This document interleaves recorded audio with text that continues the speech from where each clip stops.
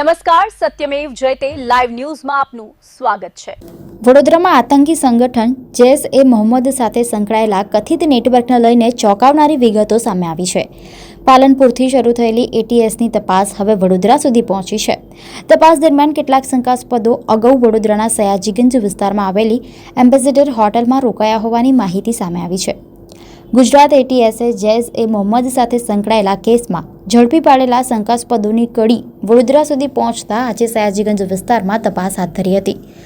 તપાસમાં સામે આવ્યું છે કે અહમદ અને ઇબ્રાહિમ નામના શંકાસ્પદો અગાઉ એમ્બેસેડર હોટલમાં રોકાયા હતા। એટીએસની ટીમ આરોપીને સાથે રાખીને હોટેલ સહિત આસપાસના વિસ્તારોમાં પહોંચી હતી અને મહત્વના પુરાવા એકત્ર કર્યા હતા। પ્રાથમિક માહિતી મુજબ રેલવે સ્ટેશન નજીક ગુપ્ત બેઠક યોજાઈ હતી, જેમાં સંગઠનમાં ભરતી અને કટ્ટર વિચારધારા ફેલાવવા અંગે ચર્ચા થઈ હોવાની શંકા વ્યક્ત કરવામાં આવી રહી છે। સોશિયલ મીડિયા મારફતે કટ્ટરપંથી સામગ્રી શેર કરવામાં આવતી હોવાની પણ તપાસ ચાલી રહી છે। જોકે હોટેલના મેનેજરે જણાવ્યું કે તેઓ શંકાસ્પદોને ઓળખતા નથી। હાલ એટીએસ સમગ્ર મામલે વધુ પુરાવા એકત્ર કરવાની કામગીરીમાં વ્યસ્ત છે। એવું કંઈ છે ને, અહીંથી કંઈ મળ્યું નથી। એવું બહુ 5-6 મહિના પહેલાં એક છોકરો અહીંયા જોબ કરતો હતો। એ કહે છે કે મને કંઈ ખબર નથી, એ યાદ નથી, 5-6 મહિના પહેલાંની વાત છે। એટલે ત્યાં આગળ શું છે કે એક જે છોકરો છે ને જેને લઈને આવ્યા હતા એટીએસની ટીમ, એ કે અહીંયા હું ખાલી અડધો કે 15 મિનિટ કોઈક ફ્રેશ થયો છે સર્વર રૂમ પર, તરત નીકળી ગયો છું કે હું। પછી એટીએસની ટીમને અમે લોકો બધા સ્ટાફને બોલાવીને પૂછ્યું કે ભાઈ આમને ઓળખે છે? એને કીધું ના, આમાંથી કોઈને હું આમને ઓળખતો નથી। પછી આપણે પૂછ્યું કે અમને ઓળખે છે કે ના, અને અમે કદી જિંદગીમાં એને જોયો નથી, આ પહેલી વખત એની શકલ જોઈ છે, બસ એટલું જોયું, ચેક કર્યું, બધું કશું મળ્યું નહીં।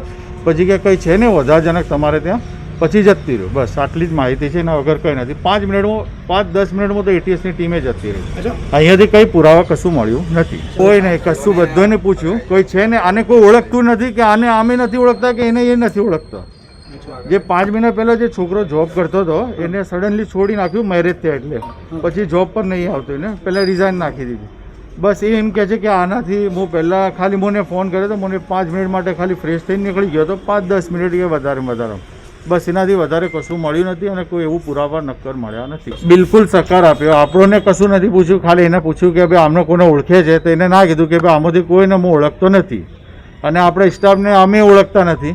બસ એ 5 મહિના પહેલાં કોઈ છોકરો હશે, એ પહેલાં જોબ કરતો હશે, પણ એને 5 મહિના પહેલાં મેરેજ થયા એટલે છોડી નાખ્યું, બસ એટલું હતું કે એ પછી એને એમ કીધું કે ભાઈ 5 મિનિટ માટે ફ્રેશ થઈને નીકળી ગયેલો છું, બસ। અને એને કબૂલ્યું કે એ સાહેબ ત્યાં ભાગળ ગામનો હતો કે હવે એના આજુબાજુના ગામનો હતો, પણ ભાગળ ગામ સંભળાય છે કે ત્યાંનો છે।